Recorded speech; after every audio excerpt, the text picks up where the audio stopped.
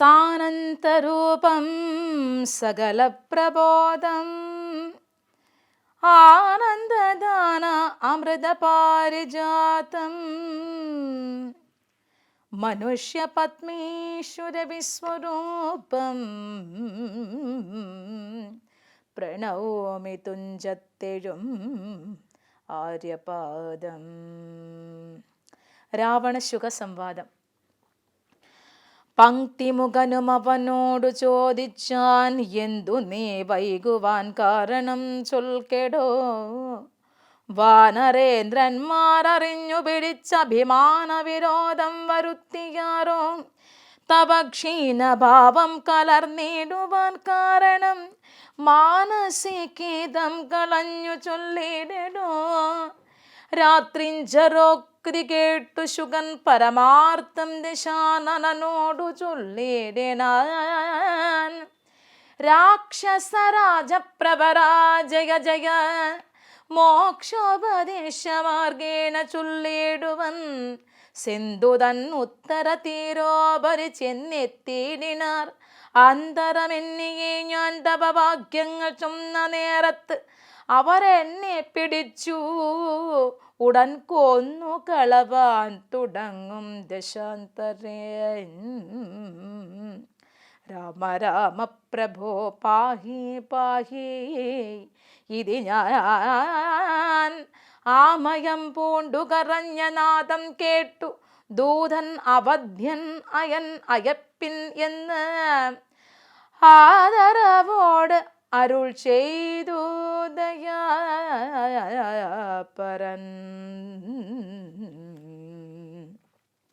ദേവകൾക്ക് അഭ്യുദയാർത്ഥമായി നിത്യവും ദേവാരികൾക്കു വിനാശത്തിനായിക്കൊണ്ടും യാഗാദി കർമ്മങ്ങൾ ചെയ്തുമേ വീടിനാൻ.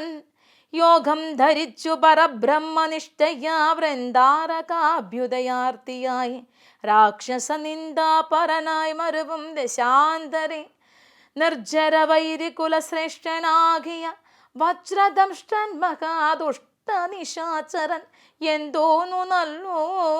ശുഖാപകാരത്തിന് അന്തരവും പാർത്തു പാർത്തിരിക്കും വിധവും. കുംഭോത്ഭവനാമഗസ്ത്യൻ ശുകാശ്രമേ സംപ്രാപ്തനായാനൊരു ദിവസം ബലാൽ. സംഭോചിതനാമഗസ്ത്യ തപോധനൻ സംഭോജനാർത്ഥം നിമന്ത്രിതനാകയാൽ. സ്നാതും ഗതേ മുനൗ കുംഭോത്ഭവേ തഥാ യാതുദാനാദിപൻ വംജ്രദംഷ്ടാസുരൻ. ചെന്നാൻ അഗസ്ത്യരൂപം ധരിച്ചന്തരാ ചൊന്നാൻ ശുകനോട് മന്ദഹാസാന്വിതം. ഒട്ടുനാളുണ്ട് മാംസം കൂട്ടിയുണ്ടിട്ട് മൃഷ്ടമായുണ്ണേണമിന്നു നമുക്കെടോ. ചാകമാംസം വേണമല്ലോ കറിമമ ത്യാഗിയല്ലോ ഭവാൻ ബ്രാഹ്മണ സത്തമൻ. എന്നളവേശുകൻ പത്നിയോടും തഥാ ചൊന്നാനതങ്ങനെ എന്നവളും ചൊല്ലേരിനൻ. മധ്യേ ശുകഭഗ്നിവേഷം ധരിച്ചവൻ ചിത്തമോഹം വളർത്തിയിടിനാൻ. മായയാ മർത്യമാംസം വിളമ്പിക്കൊടുത്തമ്പോടു തത്രൈവ വജ്രദംഷ്ടൻ മറഞ്ഞിടിനാൻ. മർത്യമാംസം കണ്ടു മൈത്രവരുണിയും ക്രുധനായേ ക്ഷിപ്രം ശുകനെ ശപിച്ചിതു. മർത്യരെ ഭക്ഷിച്ചു രാക്ഷസനായി പൃഥ്വിയിൽ വാഴ്ക മത്തപോ വൈഭവാൽ. ഇത്തം ശപിച്ചതു കേട്ടു ശുകൻ താനും എത്രയും ചിത്രം ഇതെന്തൊരു കാരണം. മാംസോത്തരം ഭുജിക്കേണമെനിക്കെന്നു ശാസന ചെയ്തതു മറ്റാരുമല്ലല്ലോ. പിന്നെ എന്തിനു കോപിച്ചു ശപിച്ചതും എന്നുട ദുഷ്കർമ്മമെന്നേ പറയാവൂ.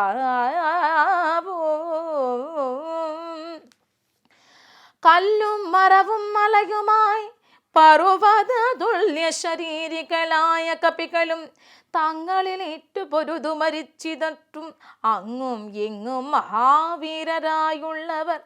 ചോരയും ആറായൊഴുകി പലവരെ ശോരപ്രവരനാമാരുതി ദക്ഷനെ ഉന്നതമായൊരു കുന്നിൻ കൊടുമുടി തന്നെ അടർത്തിയെടുത്തുന്ന് എറിഞ്ഞേടൻ.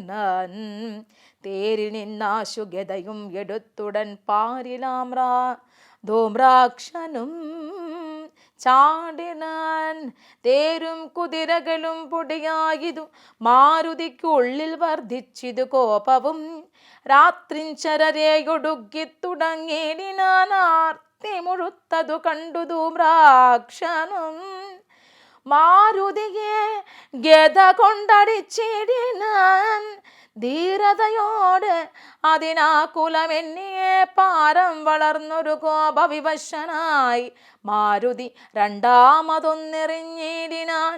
ധൂമ്രാക്ഷൻ ഏറുകൊണ്ട് ഒമ്പർ പുറത്തിങ്കലാമാറു ചെന്നു സുഖിച്ച് വാണിയിടിനാൻ. ശേഷിച്ച രാക്ഷസർ കോട്ടയിൽ പൊക്കിതു ഘോഷിച്ചിതങ്കന്യമാർ വിലാപങ്ങളും. വൃത്താന്തമാഹന്ത കേട്ടു ദശാസ്യനും ചിത്തതാപത്തോടു പിന്നെയും ചൊല്ലിയിടിനാൻ.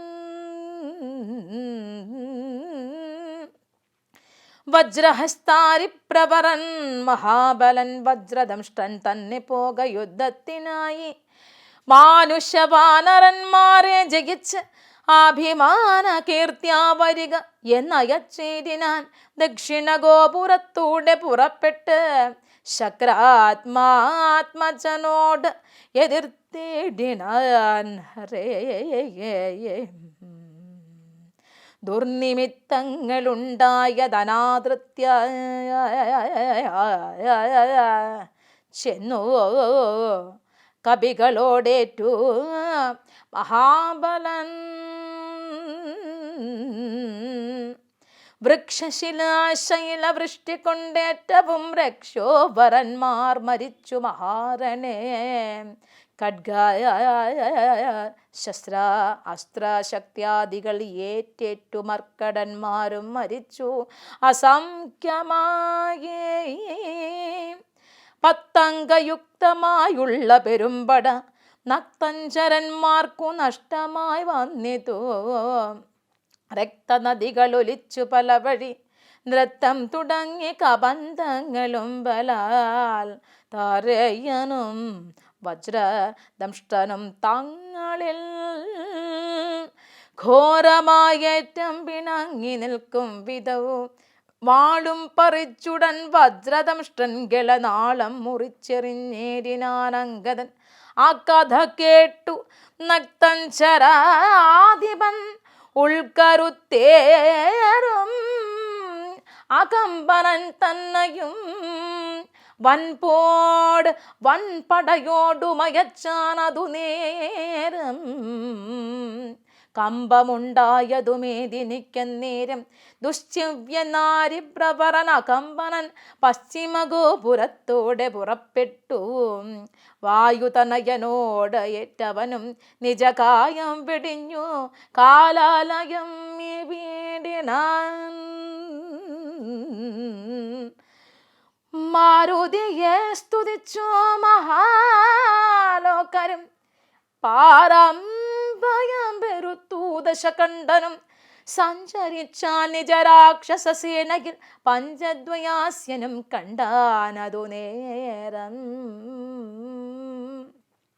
രാമേശ്വരത്തോടു സേതുവിന്മേലുമാരാമദേശാന്തം സുബേലാചലോപരി ആരാമദേശാന്തം സുബേലാചലോപരി വാനരസേന പരന്നതും കോട്ടകളൂനമായി വന്നതു കണ്ടോരനന്തരം. ക്ഷിപ്രം പ്രഹസ്തനെ കൊണ്ടുവരിക എന്ന് കൽപ്പിച്ച നേരം അവൻ വന്നു കുപ്പീടിനാൻ. നീ അറിഞ്ഞില്ലയോ വൃത്താന്തമൊക്കവേ ഭഗവാനെ, നീ അറിഞ്ഞില്ലയോ വൃത്താന്തമൊക്കവേ. നായകന്മാർ പടയ്ക്കാരുമില്ലായ്കയോ, ചെല്ലുന്ന രാക്ഷസവീരരെ കൊല്ലുന്നതും കണ്ടിരിക്കയില്ലിങ്ങു നാം. ഞാനോ ഭവാനോ കനിഷ്ഠനോ പോർ ചെയ്തു മാനുഷവാനരന്മാരെ ഉടുക്കുവാൻ. പോകുന്നതാർ എന്ന് ചൊൽക എന്നു കേട്ടവൻ പോകുന്നതിന്നു ഞാൻ എന്നു കൈകൂപ്പേടിനാൻ. തന്നുടെ മന്ത്രികൾ 4 പേരുള്ളവർ ചെന്ന് 4 അംഗപ്പടയും വരുത്തിയിടിനാൻ.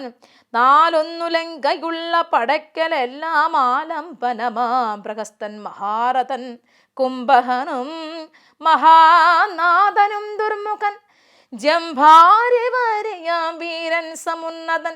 ഇങ്ങനെയുള്ളോരു മന്ത്രികൾ 4 തിങ്ങിനവൻ പടയോടും നടന്നതും ദുർനിമിത്തങ്ങൾ ഉണ്ടായതു കണ്ട് അവൻ തന്നകതാരിലുറച്ചു സന്നദ്ധനായി പൂർവപുരദ്വാരദേശേ പുറപ്പെട്ടു. പാവകപുത്രനോടേറ്റോരനന്തരം മർക്കടന്മാർ ശിലാവൃക്ഷാചലം കൊണ്ട് രക്ഷോഗണത്തെയൊടുക്കി തുടങ്ങിയിടിനാൻ. ചക്ര ഖഡ്ഗ പ്രാസ ശക്തി ശസ്ത്ര അസ്ത്രങ്ങൾ മർക്കടന്മാർക്കുമേറ്റൊക്കെ മരിക്കുന്നു. ഭഗവാനെ രാമ ശ്രീരാമ ഹസ്തിവരന്മാരും അശ്വങ്ങളും ചത്തു രക്തം നദികളായൊക്കെ ഒലിക്കുന്നു. അംഭോജ സംഭവ നന്ദനൻ ജാംഭവാൻ കുംഭഹനുവിനെയും ദുർമുഖനെയും കൊന്ന് മഹാനാഥനെയും സമുന്നതൻ തന്നെയും പിന്നെ പ്രഹസ്തൻ മഹാരഥൻ നീലനോടേറ്റുടൻ ദ്വന്ദ്വയുദ്ധം ചെയ്തു. കാലപുരി ബുക്കിരുന്ന് അരുളിയിടിനാൻ. സേനാപതിയും പടയും മരിച്ചിതു മാനിയ രാവണൻ കേട്ടു കോപാന്തനായ.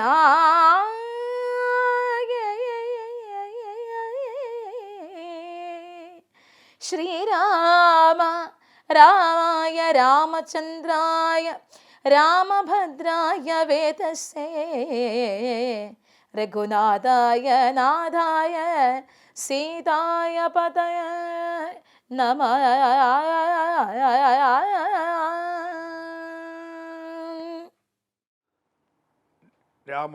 രാമായ രാമഭദ്രായ രാമചന്ദ്രായ വേദസേ രഘുനാഥായ നാഥായ സീതായ പദയേ നമഃ.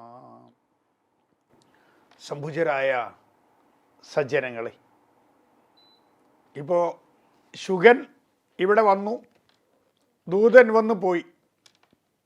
അപ്പോൾ ശ്രീരാമചന്ദ്രൻ്റെ ഭാഗത്തുള്ള ആൾക്കൊക്കെ ഒരു സംശയം, ഇവരൊക്കെ മായാവിമാരാണേ, രാക്ഷസന്മാരെ.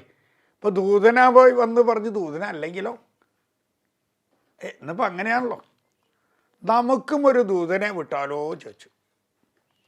അപ്പോൾ സുഗ്രീവന് തോന്നി, ഈ സുഗ്രീവൻ എങ്ങനെയാണെന്ന് വെച്ചാൽ എന്ത് ചോദിച്ചാലും ഈ അംഗദൻ എന്ന് പറഞ്ഞ ആളുടെ ബാലിയുടെ മകനാണ്, എളുപ്പമല്ല.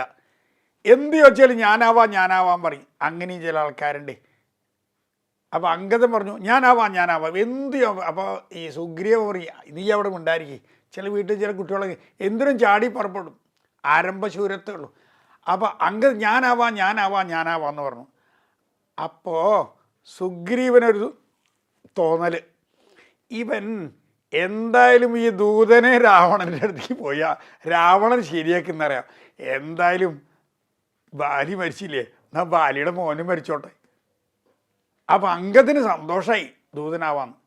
അപ്പം ചെന്ന് പറഞ്ഞിരിക്കുകയാണ്, മര്യാദയ്ക്ക് സീതയെ തിരിച്ച് തരിക പറഞ്ഞിട്ട് ലീത വന്ന് യുദ്ധം ചെയ്യുക.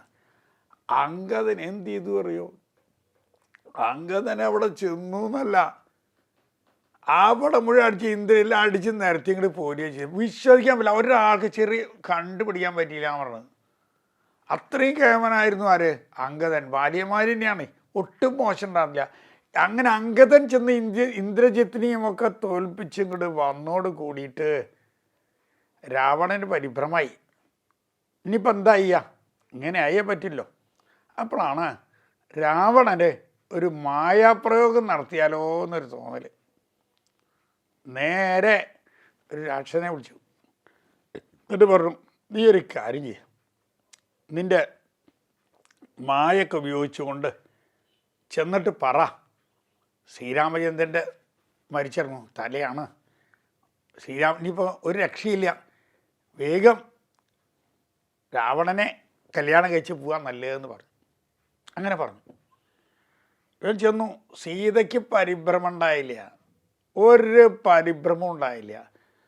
സീത ഏത് മരിച്ച ഈ കേൾക്കണ്ടാച്ചി 2 കൈ പൊത്തുന്നെ ചെയ്തേ. അങ്ങനെ ഏകദേശം പറഞ്ഞു, കാര്യങ്ങൾ ഒപ്പിച്ചു. ശ്രീരാമചന്ദ്രൻ മരിച്ചു, ഇനിയിപ്പോൾ നിനക്ക് വീണ്ടും പോകാൻ പറ്റിയെന്നൊക്കെ പറഞ്ഞു. അത് കഴിഞ്ഞിട്ടാണ് രാവണൻ്റെ മായ. രാവണൻ ചെന്ന് പറഞ്ഞു, സീതേ, എത്ര കാലം അങ്ങനെ ഇരിക്കുക, നിൻ്റെ ശ്രീരാമചന്ദ്രനൊന്നും ഇവിടെ വരാൻ പോകണില്ല, നീ ഒന്ന്. അപ്പോൾ ശരിക്കും പറഞ്ഞാൽ സീത ഒരു കാര്യം ചെയ്യണ്ടേ, അതായത് ഒരു പുൽക്കൊടി അങ്ങോട്ട് ഇടും. ഒരു പുല്ലിന് വിലയില്ല എന്ന് തന്നെ അതിൻ്റെ അർത്ഥം. നമ്മൾ പറയാൻ എന്താ, ആലോചിച്ച് നോക്കണം. ഈ ആൾക്കാർക്ക് അതിൻ്റെ വില മനസ്സിലാവണില്ല. കാരണം എന്താ, നമ്മൾ ശരിക്കും പറഞ്ഞു വെച്ചാൽ നമ്മൾ ശ്വസിക്കുന്ന ഓക്സിജൻ തരുന്നത് ഈ ചെടികളിൽ നിന്നാണ്. അങ്ങനെ ചെടികളിൽ നിന്നുള്ള ഓക്സിജൻ ദിവസേന ഓരോരുത്തർ 2 സിലിണ്ടർ ഓക്സിജൻ. പല ആൾക്കാരും പറയും, എനിക്ക് ആരെയും പേടിക്കുകയല്ല, എനിക്ക് എല്ലാം ഒന്നിൻ്റെയും കുറവില്ല പറയും. എനിക്ക് ആരോടും ബാധ്യത ഇല്ല പറഞ്ഞ ആൾക്കാരെ കൂടുതൽ ഇന്ന് സമൂഹത്തിൽ. എനിക്ക് ആരോടും ഒരു ബാധ്യത, എല്ലാവർക്കും ബാധ്യത ഉണ്ട്.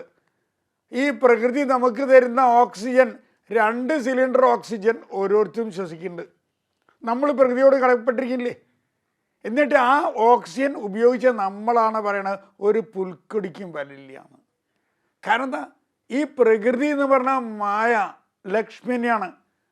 ഈ പരമാത്മാവ് നിശ്ചലനായിട്ട് നിൽക്കുമ്പോൾ പ്രകൃതിയെ കൊണ്ടാണ് ഈ 7-14 ലോകവും സകല ചരാചരങ്ങളും മണ്ഡങ്ങളും ചലിക്കണോ ചലിക്കണ്ടേ എന്ന് തീരുമാനിക്കുന്നത് ഈ ശക്തിയാണ്.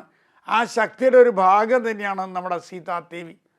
ആ സീതാദേവി നേരിട്ട് സംസാരിക്കില്ല രാവണനോട്, പുല്ല് ഇട്ടിട്ടാണ് സംസാരിച്ചത്.